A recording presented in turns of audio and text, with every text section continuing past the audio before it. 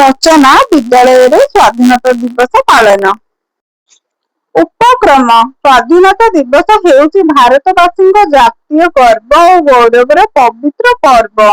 1947 ମସିହା ଅଗଷ୍ଟ 15 ତାରିଖରେ ଆମ ଦେଶ ପରାଧୀନତାର ଶୃଙ୍ଖଳ ଭାଙ୍ଗି ସ୍ୱାଧୀନତାର ଅମୃତ ସ୍ୱାଦ ଲାଭ କରିଥିଲା। ସେହି ମହାନ ଦିବସର ସ୍ମୃତିକୁ ଚିରଜାଗ୍ରତ ରଖିବା ପାଇଁ ପ୍ରତିବର୍ଷ ଅଗଷ୍ଟ 15 ତାରିଖରେ ସାରା ଦେଶରେ ସ୍ୱାଧୀନତା ଦିବସ ପାଳନ କରାଯାଏ।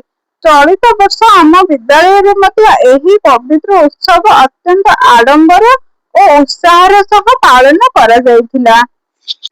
ପାଳନ ବିବରଣୀ ସେହିଦିନ ସକାଳୁ ବିଦ୍ୟାଳୟ ପରିସର ଉତ୍ସବ ମୁଖର ପରିବେଶରେ ମୁଖରିତ ହୋଇ ଉଠିଥିଲା। ତ୍ରିରଙ୍ଗା ପତାକା, ରଙ୍ଗ ବେରଙ୍ଗର ଫୁଲ ଓ ସୁନ୍ଦର ରଙ୍ଗୋଲିରେ ବିଦ୍ୟାଳୟକୁ ନବବଧୂ ପରି ସଜାଯାଇଥିଲା। ମୁଁ ମଧ୍ୟ ବିଦ୍ୟାଳୟ ପୋଷାକ ପିନ୍ଧି ଠିକ୍ ସମୟରେ ବିଦ୍ୟାଳୟରେ ପହଞ୍ଚିଥିଲି।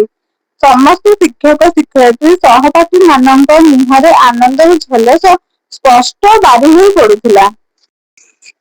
ନିର୍ଦ୍ଦିଷ୍ଟ ସମୟରେ ଆମ ପ୍ରଧାନ ଶିକ୍ଷକ ମହୋଦୟ ଜାତୀୟ ପତାକା ଉତ୍ତୋଳନ କରିଥିଲେ।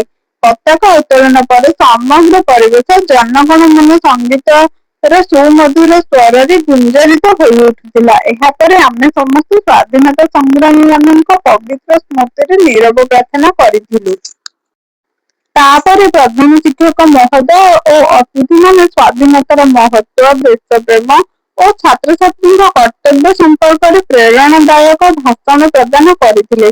ଛାତ୍ରଛାତ୍ରୀମାନେ ଦେଶାତ୍ମକବୋଧକ ଗୀତ, କବିତା ଆବୃତ୍ତି, ଭାଷଣ, ନୃତ୍ୟ ଓ ନାଟକ ପରିବେଷଣ କରି ସମସ୍ତଙ୍କ ମନ ମୋହିଥିଲେ। ବିଭିନ୍ନ ପ୍ରତିଯୋଗିତାରେ କୃତୀ ଛାତ୍ରଛାତ୍ରୀଙ୍କୁ ପୁରସ୍କାର ପ୍ରଦାନ କରାଯାଇଥିଲା। ଶେଷରେ ସମସ୍ତଙ୍କ ମଧ୍ୟରେ ମିଠା ବଣ୍ଟନ କରାଯାଇଥିଲା ଏବଂ ଆମେ ଦେଶ ସେବା କରିବା ଓ ଜଣେ ଆଦର୍ଶ ନାଗରିକ ହେବା ପାଇଁ ଶପଥ ଗ୍ରହଣ କରିଥିଲୁ। ଉପସଂହାର ଚଳିତ ବର୍ଷ ଆମ ବିଦ୍ୟାଳୟରେ ପାଳିତ ସ୍ୱାଧୀନତା ଦିବସ ମୋ ଜୀବନରେ ଏକ ଅବିସ୍ମରଣୀୟ ଅନୁଭୂତି ହୋଇ ରହିଯାଇଛି।